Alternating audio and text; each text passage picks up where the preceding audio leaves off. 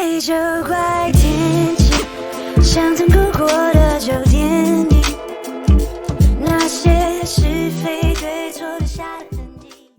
El día de hoy les tenemos un nuevo video preparado para nuestro servicio social que se llama, bueno, nuestra página de Facebook y nuestro canal de YouTube que se llama Divulgación y Literacidad. Principalmente, pues en esta entrevista vamos a hablar sobre las vanguardias.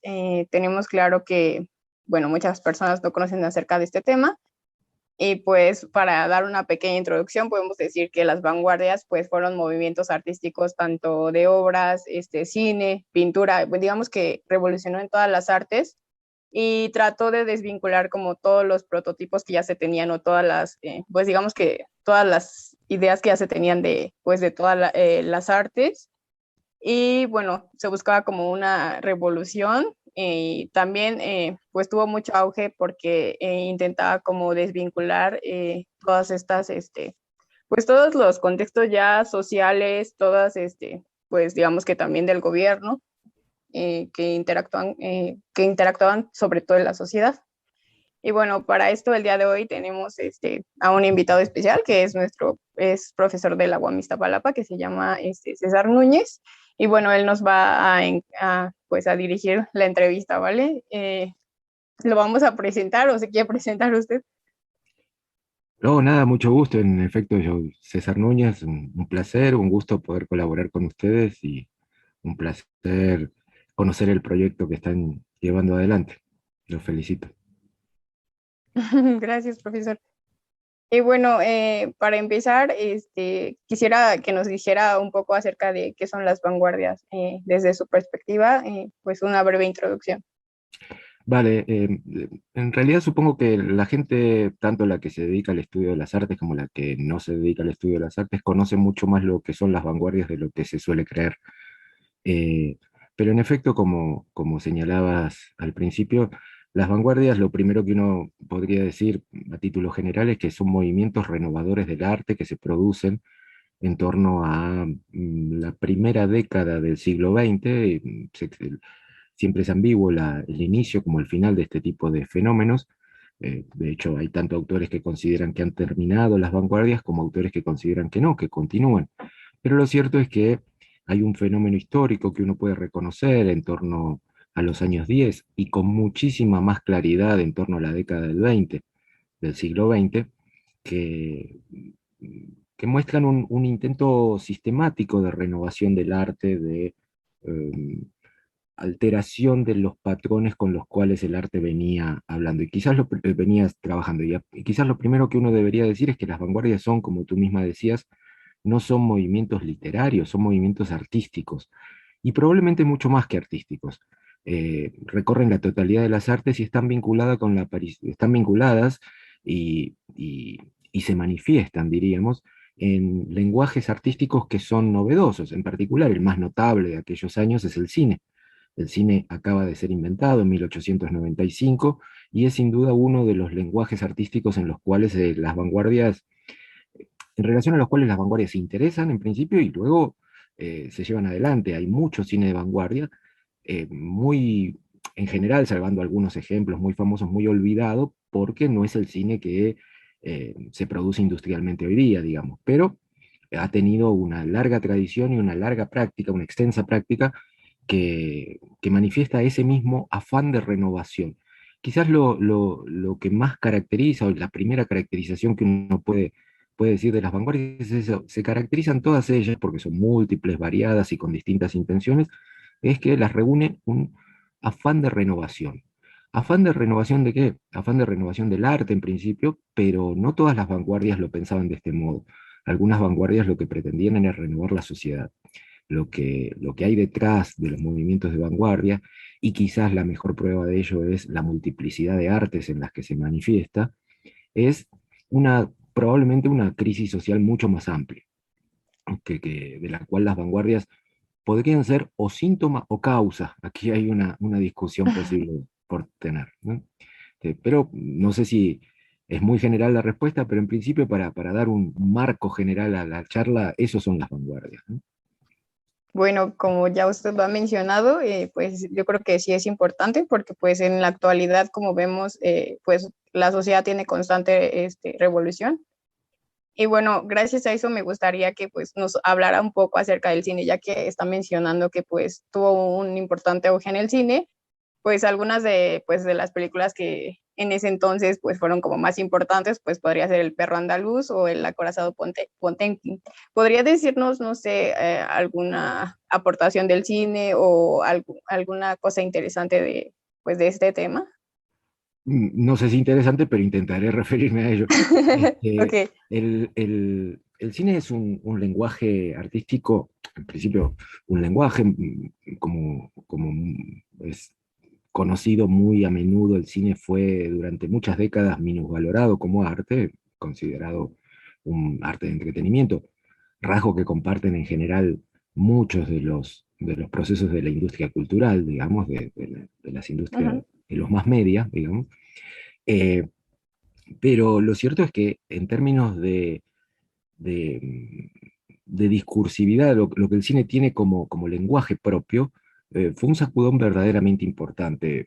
Para nosotros, tan acostumbrados a los lenguajes audiovisuales, probablemente no sea fácil ponernos en situación, pero hay que pensar que en cuanto aparece el cine, y en cuanto aparece el cine como lenguaje, digo, obviamente no estamos hablando ni de los Lumière ni de Méliès siquiera, sino que estamos hablando del momento en donde se empieza a desarrollar el lenguaje cinematográfico, se empieza a desarrollar el montaje cinematográfico, se empieza a desarrollar el montaje alterno, es decir, la capacidad de narrar una historia simultánea que ocurre en dos espacios distintos. La típica escena de persecución que tienen las historias de aventuras que el cine de los años 10 llevó tanto adelante, o fenómenos tan obvios para nosotros, pero tan sorprendentes en un principio como los primeros planos, ¿no? La posibilidad de ver el rostro de un actor, o las manos de un actor, o el movimiento de un insecto de cerca. Esto produjo una verdadera sorpresa y un verdadero interés por parte de los espectadores. El cine tenía la capacidad de narrar en términos puramente visuales por medio del montaje. Allí hay dos de los rasgos que quizás más impactan en la percepción social de la sociedad, que es que la juxtaposición de elementos permite producir sentidos nuevos. De hecho, hay experimentos cinematográficos en aquellos años, sobre todo en la Unión Soviética, directores de cine como Dziga Vertov o el propio Einstein, que poco después continúa este tipo de trabajos, Rodchenko, en fin, no importan ahora los nombres, experimentan en torno a lo que ocurre con el montaje. ¿Qué pasa si coloco la misma cara, el mismo fragmento fílmico de un actor en relación a distintas imágenes? Coloco la misma cara de un actor en relación a un bebé y el público interpreta una imagen, una actuación del sentimiento de ternura. Coloco esa misma, sin cambiar la toma del actor en relación a un policía golpeando a un manifestante y el público interpreta que el actor actúa el gesto de indignación, el gesto de enojo ante la injusticia. Coloco esa misma cara frente a un ladrón que está robándole a alguien y el público interpreta que el mismo actor y la misma toma del actor manifiesta en su rostro un gesto de indignación ante la inmoralidad del robo. En definitiva, lo que empieza a descubrirse es que los sentidos en el arte se producen por la juxtaposición de las partes. El montaje cinematográfico será probablemente la categoría y el método de trabajo más importante de todas las vanguardias. Las vanguardias trabajan por collage, las vanguardias trabajan por juxtaposición de lo que no estaba junto. Esto quizás tiene su manifestación más inmediata, más visible, más clara, más famosa, en el hecho de que aparecen pintores que en sus cuadros empiezan a pegar retazos de diarios, retazos de tela, retazos de cosas que no son óleo. El óleo se empieza a mezclar con, o las pinturas que estuvieran usando, se empieza a mezclar con otros materiales. Ahí uno puede ver cómo el collage, el montaje cinematográfico empieza a jugar un papel muy importante como mecanismo de trabajo de la renovación de las artes. Y ese collage lo encontramos en las distintas artes de distintas maneras, ¿no? Aparece en el ballet, aparece en la literatura, aparece en la pintura, aparece en la escultura, que empieza a trabajar con distintos materiales que los que estaban supuestamente previstos.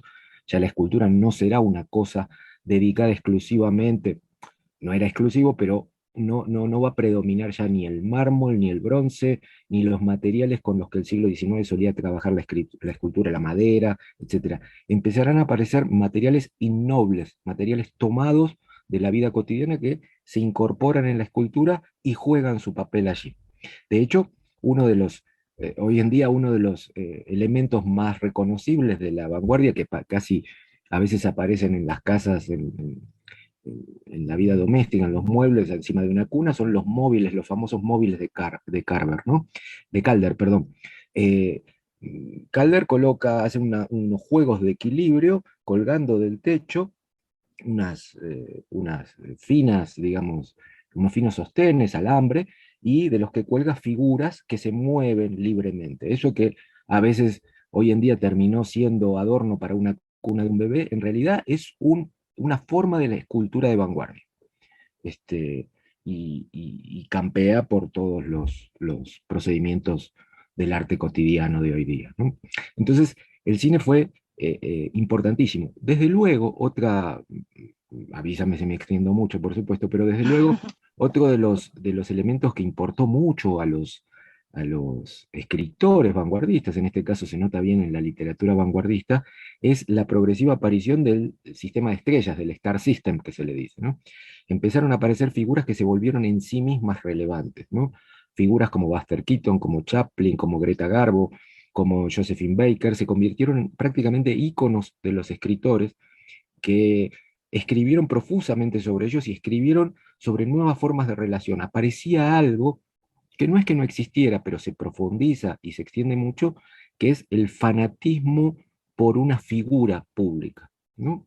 El Star System, que hoy en día conocemos perfectamente y que tiene sus manifestaciones contemporáneas, en realidad es muy antiguo, tan antiguo como de la década del 10, como muy tarde, en realidad empieza antes del 10, pero ya tenemos iconos como Rodolfo Valentino, etcétera, etcétera, que no tienen nada que envidiarle en su fama, popularidad y en el fervor que despertaba en los espectadores a las estrellas de hoy día, digamos, ¿no?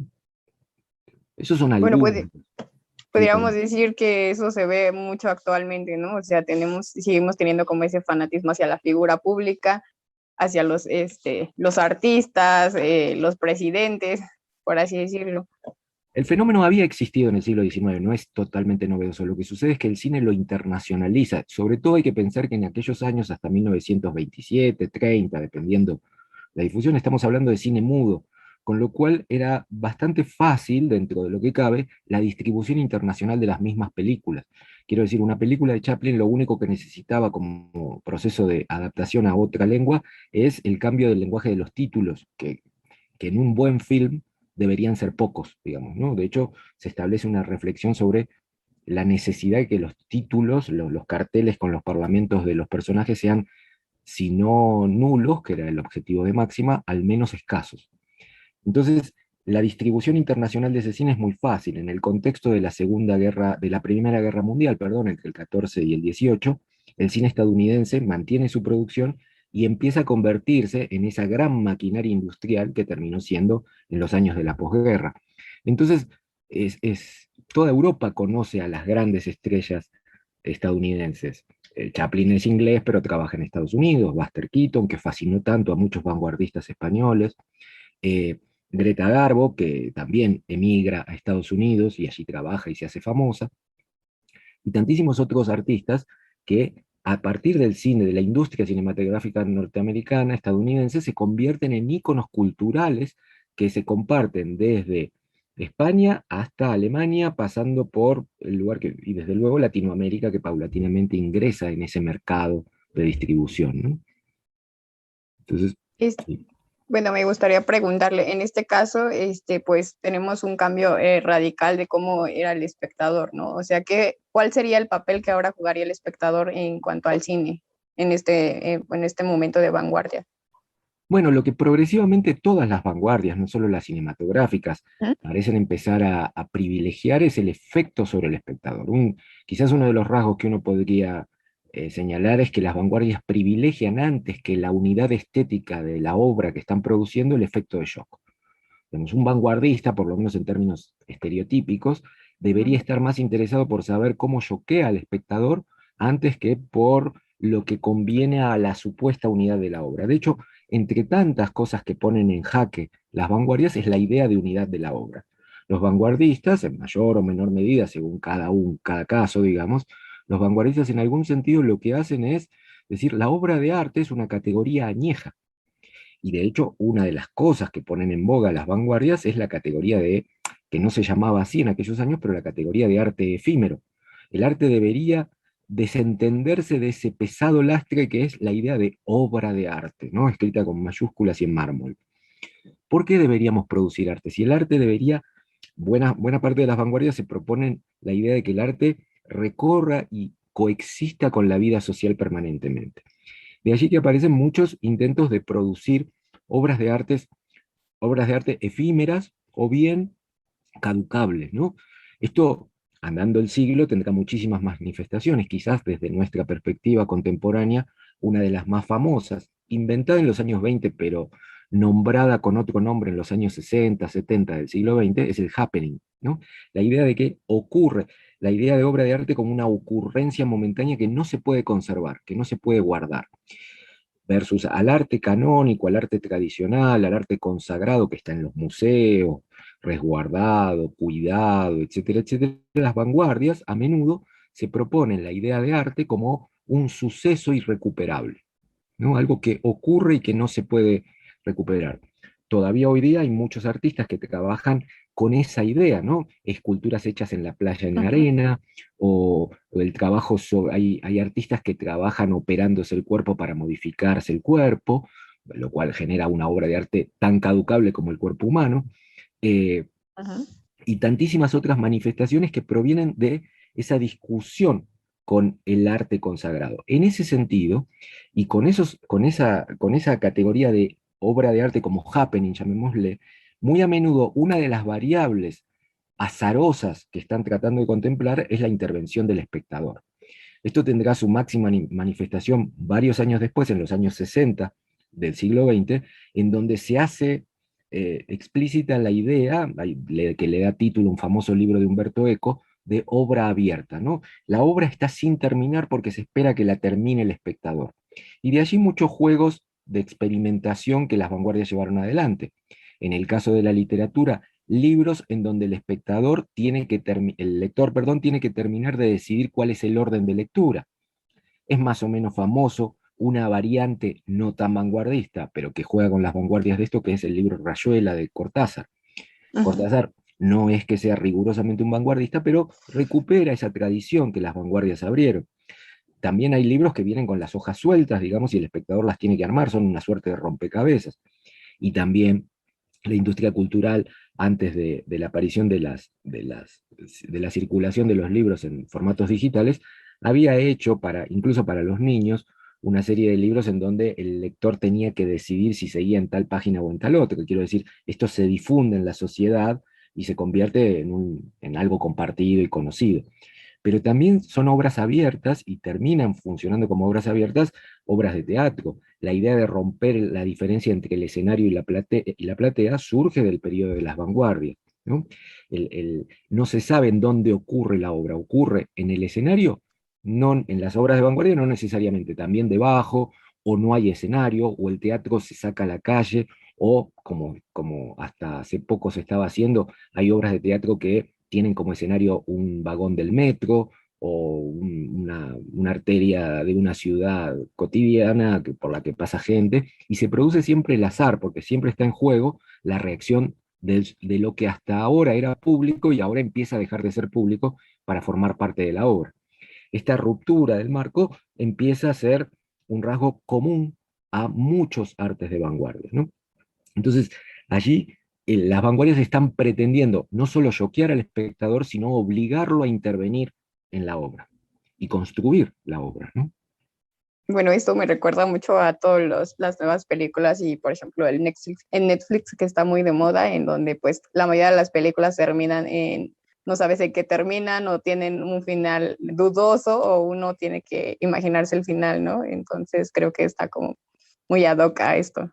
El final abierto es una variante menor de esto, digamos. Un vanguardista lo que pretendería no es solo que el final quedase abierto, sino que el espectador estuviese obligado a filmar, digamos, por inventar algo, ¿no? La idea es sacar al espectador de la modorra del arte burgués del siglo XIX. Ese era el intento máximo que pretendía. Sea por perturbarlo y que al espectador le moleste lo que está viendo, sea por convocarlo a completar, por decirlo así, una obra que se presenta a priori como incompleta. Ok, me gustaría preguntarle cuáles son las contribuciones de estas vanguardias en el arte actual. Bueno, en verdad es factible de responder eso de muchas maneras, digamos. En algún sentido, el arte actual es directa consecuencia de la existencia de las vanguardias. Las vanguardias, al pretender hacer esto, hicieron muchísimo más, porque lo que hicieron fue hacernos tomar conciencia del arte como procedimiento. El arte siempre fue procedimiento, siempre fue, cuando digo procedimiento me refiero a técnica de trabajo, siempre hubo una técnica, hay que hacer esto para producir aquello otro. Lo que sucede es que los artistas pensaban hasta las vanguardias los procedimientos como técnicas destinadas a cumplir un objetivo que estaba muy por encima de ello, que es codificar bien la obra de arte. Las vanguardias se despreocupan de este fin último y convierten al arte en mero procedimiento, de manera tal que yuxtaponen todo. Yuxtaponen técnicas de la pintura de la Edad Media con técnicas de pintura del siglo XIX. Eh, vamos a usar óleo sobre madera, esto podría ser finales de la Edad Media, principios del Renacimiento, sí, pero vamos a pintar con ello un tema contemporáneo y vamos a además agregarle papel de periódico y vamos a agregar... Entonces, mezclan todo, juxtaponen todo y convierten al arte en, en una paleta de opciones que tiene el artista. El artista, de hecho, las vanguardias en términos técnicos inventan poco. No es que inventan mucho. Lo que hacen las vanguardias es decirle al artista, no tengas prurito en utilizar al mismo tiempo una técnica renacentista y una técnica del barroco. No pasa nada, porque lo único que manda aquí es el efecto, no el objetivo estético. Si eso te permite producir efecto, úsalo. Entonces, al hacer eso, lo que nos hicieron es tomar conciencia de, por un lado, la historicidad del arte, al deshistorizarlo, y por Ujú. otro lado nos hicieron tomar conciencia de cómo el arte es nada más que materiales procesados. Eso es algo que no tiene vuelta atrás. Los artistas del siglo XX posteriores a las vanguardias no pueden trabajar ingenuamente con una estética como trabajaban, no digo que fueran ingenuos, pero no pueden decir la estética correcta es esta. Si uno mira la historia del arte, hay hegemonías estéticas. Uno ve que en el siglo XIX hay momentos en donde la estética romántica prácticamente domina determinado ámbito literario, o luego se entablan áridas discusiones sobre si el realismo o el naturalismo es la mejor manera de representar la realidad.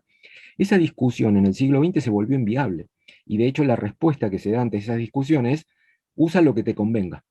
Cada artista elige su propia estética. Eso lo produjeron las vanguardias. Esa ruptura de la idea de estética como algo trascendente. La estética se vuelve algo inmanente al artista. ¿Sí? Y eso es el menos visible, pero probablemente el más importante de los cambios que las vanguardias produjeron. Desde luego, otro de los cambios que produjeron es poner en evidencia algo que querían evitar y que terminaron eh, manteniendo o ayudando, que es la idea de que el arte en realidad se construye porque ciertos grupos, y conviene decirle ciertos grupos de poder, no son ciertos grupos de poder político, pero son ciertos grupos de poder de política estética, de política cultural, Ujú. canonizan o no canonizan determinadas cosas. Vale decir, las vanguardias nos hicieron dar cuenta de algo que en algún sentido disgusta, que es que nos gusta el arte que nos gusta, no porque sea natural que nos guste, sino porque culturalmente hemos acordado que eso tiene valor. Y el acuerdo en torno al valor cultural que tiene determinado producto es mucho más azaroso y mucho menos fundamentado de lo que nos gusta creer. Vale decir, las vanguardias nos enseñaron que nos gustan determinadas obras estéticas porque somos de una época determinada, y no porque esas obras estéticas sean en sí mismas bellas. ¿Me explico? La belleza es cultural, y en ese sentido las vanguardias lo pusieron en evidencia. Probablemente para pensar esto, quizás el artista más molesto, porque parece Ujú. estarnos tomando todo el tiempo más el pelo, pero que mejor haya mostrado esto, es un artista francés, luego exilado en Estados Unidos, que se llama Marcel Duchamp, ¿no? Que hizo una famosa, llamémosle, escultura, que llamó Fuente, que era un mingitorio, un artefacto industrial colocado en una mesa de exhibición en una galería de arte, ¿no? Entonces, en algún sentido nos dice, bueno, es que cualquier cosa que coloques dentro de una galería de arte, el público la va a ver como arte. El Como problema arte. no es qué objeto es, sino dónde lo estás viendo. Si tú asistes al museo y ves un mingitorio expuesto con un cartelito, dirás obra de arte. Con lo cual, aquí hay una operación política que los museos están haciendo para construir al arte como arte. Ujú. Digamos, esta tomada de pelo que Duchamp hace es lo suficientemente inteligente e interesante como para que nosotros sigamos pensando cómo se construye el prestigio estético de determinadas obras de arte. De hecho, es fácil ver para nosotros hoy día que las mismas obras de arte que nosotros consideramos más excelsas o prístinas o las más encumbradas de la historia de la humanidad, en determinadas épocas fueron vistas como obras no muy buenas. Digo, y esto abarca desde Cervantes hasta Shakespeare. Digo, por mencionar dos casos que para nuestra cultura Ujú. son incontestables, digamos, ¿no? Eh, entonces, las vanguardias son una alta reflexión sobre el arte, y eso es probablemente lo más importante que han dejado. Después, desde luego, dejaron una cantidad de procedimientos y métodos de trabajo que están por todos lados. Digamos. La sola existencia del videoclip en los años 80, 90, que fue un género, eh, todavía continúa, digamos, con sus variantes, pero un género exitosísimo en aquellos años, es imposible sin la estética de montaje y de collage de las vanguardias. Digamos. Para un espectador de los años 80, un videoclip solo adquiere sentido porque tiene una experiencia como espectador del cine o de la estética de vanguardia, ¿no? El videoclip trabaja por juxtaposición al extremo, ¿sí? Entonces, Ok. están por todos lados las vanguardias en realidad. No las vemos como vanguardias ya, pero han permeado la sociedad de modos muy notables, ¿no?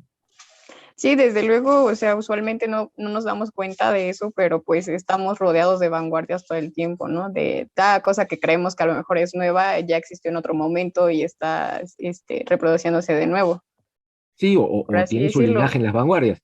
Es dudoso que alguien que cuelga sobre una cuna un móvil esté pensando en Calder.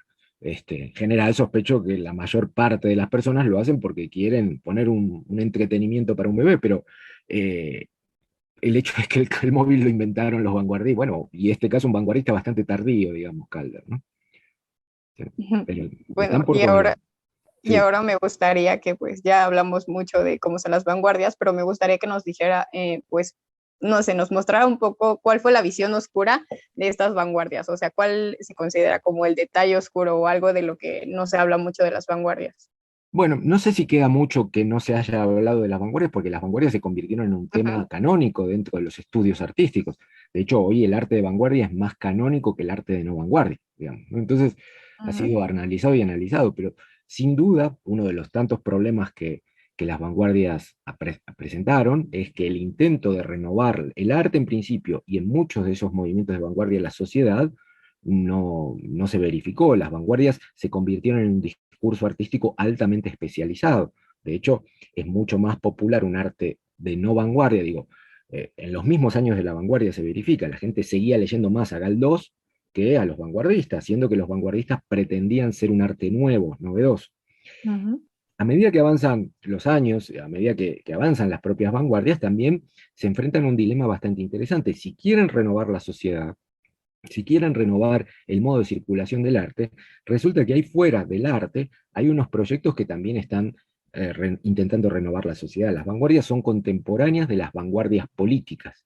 Las vanguardias son contemporáneas de las revoluciones sociales, progresistas o conservadoras. De hecho, hay vanguardistas que ya para la década del 30, algunos antes, el caso de un famoso vanguardista que se llama Marinetti, un escritor vanguardista Ujú. italiano, Algunos antes ya se habían comprometido con movimientos políticos pensando que esos movimientos políticos iban en el mismo sendero de renovación de la sociedad que pretendían ellos.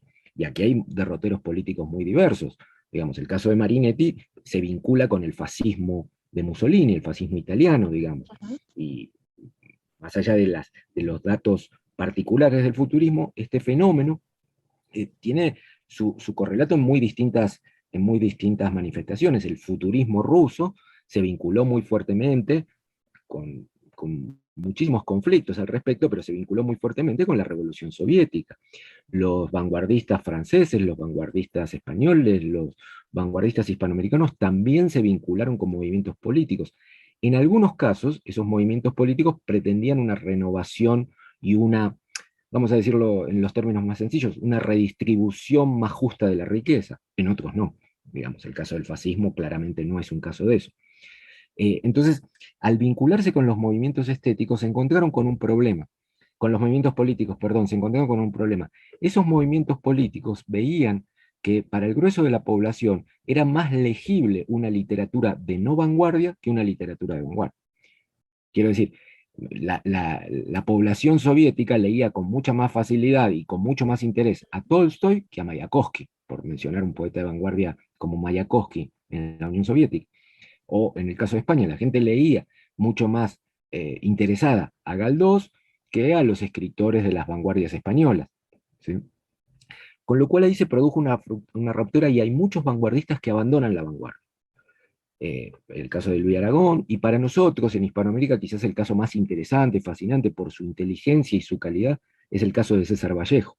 César Vallejo, que viene de escribir en Perú uno de los libros más fascinantes del siglo XX y más difíciles del siglo XX, que es Trilce, un poemario cuya lectura me parece a mí fundamental, y todavía nos sigue generando el mismo placer y el mismo desconcierto que cuando se publicó en 1922. César Vallejo, que viene de escribir eso, instalado en París, en Francia, y habiendo hecho viajes a la Unión Soviética, abandona las vanguardias y critica las vanguardias como algo que hay que dejar de lado y hay que volver a una literatura que represente la realidad, digamos, con sus variantes, pero en algún sentido retomando el trabajo del siglo XIX. Este movimiento, que en César Vallejo tiene una manifestación luminosa, se verifica en varios escritores. Si observamos para la década del 30 son muchos los escritores que abandonan las vanguardias, a veces por un vínculo con la política, a veces por lo que Jean Cocteau, un artista francés, llamó un retorno al orden, ¿no? Un regreso al orden. Muchos artistas se llaman al orden. Un ejemplo muy, muy interesante y muy claro de todo esto es seguir el derrotero de la obra de Pablo Picasso, un pintor que de todos conocido, calculo, puesto que en los vaivenes estéticos de Picasso uno puede ir viendo buena parte de los problemas estéticos del periodo. Picasso tiene un periodo de retorno al orden en los años 30, antes de volver a recuperar las estrategias de vanguardia politizadas, como en el caso del famoso cuadro Guernica, vinculado al problema de la Guerra Civil Española y al bombardeo nazi sobre una población de Euskadi, ¿no? Entonces, las vanguardias tienen allí un punto conflictivo. La inminencia de la Segunda Guerra Mundial pone mucha tensión social también en relación al arte. ¿Qué va a hacer el arte para frenar al fascismo? ¿O qué va a hacer el arte para hacer que la sociedad sea un poco más justa, ¿no? Este problema genera una cantidad de conflictos sumamente problemáticos, sumamente interesantes, y de los cuales creo que todavía no nos hemos hecho cargo del todo. Sí, por supuesto, podemos ver que pues el arte está mucho influenciada con la sociedad, ¿no? O sea, es algo que a lo mejor no tomamos mucho en cuenta, pero pues sigue actualmente presente. Bueno, creo que la última pregunta que me gustaría hacerle es si existe alguna obra que le gustaría destacar sobre las vanguardias y por qué razón usted la destacaría o por qué sería como muy importante conocerla. Bueno, importante no es conocer nada en sí, digamos. Uno tiene que conocer lo que se le dé la gana conocer, lo que le interese conocer, ¿no? No hay nada que en sí mismo sea trascendental ni nada. Y de hecho, en el caso del arte de vanguardia pasa esto que mencionaba. A veces las vanguardias son interesantes como movimientos, pero no han generado obras interesantes porque los propios objetivos que tenían no eran producir obras. digamos, una de las vanguardias más interesantes posibles se me ocurre que es el dadaísmo. Y sin embargo, recomendar una obra dadaísta sería absurdo, puesto que no pretenden generar obras, ¿no? Digamos. Pero bueno, ahí dependerá un poco del lenguaje. Si en cine observar Un perro andaluz, la famosa primera película de Buñuel, hecha con Dalí, me parece casi un clásico, ¿no? Pero también hay mucho cine de vanguardia, el ballet mecánico, hay mucho cine hecho por Man Ray, etcétera, etcétera. En el caso de la escultura o el arte plástico en general, obras como las de Picasso, de Dalí, son más tardías, pero a mí me parece fascinante una obra como la de Remedios Varo, que produce ya más hacia los años 40, 50, digamos, o Leonora Carrington, por mencionar casos cercanos aquí a México. En el caso de la literatura, hay algunos clásicos que vienen a la mente inmediatamente cuando uno habla de arte de vanguardia, aunque vienen a la mente porque tienen la categoría de obra todavía mucho más sostenida, digamos, ¿no? Mucho más incólume. Mencioné recién el poemario de César Vallejo, Trilce, de 1922, que me parece uno de los poemarios más interesantes de todo el siglo XX. Sin duda se viene rápidamente a la mente un poemario o un poema en varios cantos, en 5 cantos de Huidobro, que es un clásico de la literatura de vanguardia en lengua castellana, que es Altazor, ¿no? Altazor. Escrito desde mucho antes, aparentemente, más allá del problema de datar el texto, y publicado en 1931.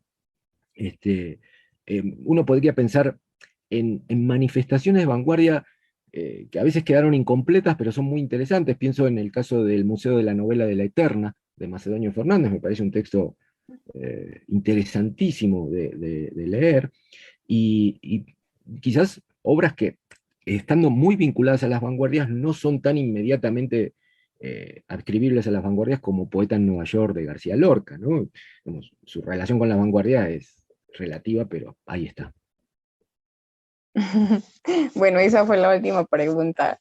Creo que estuvo muy padre su intervención. Le agradecemos mucho su participación y pues la verdad tratamos de tocar algunos temas importantes de la vanguardia. Y sobre todo pues relacionarlos con la sociedad y pues con lo más actual, ¿no? Que existe. Muchas gracias a ustedes, un placer.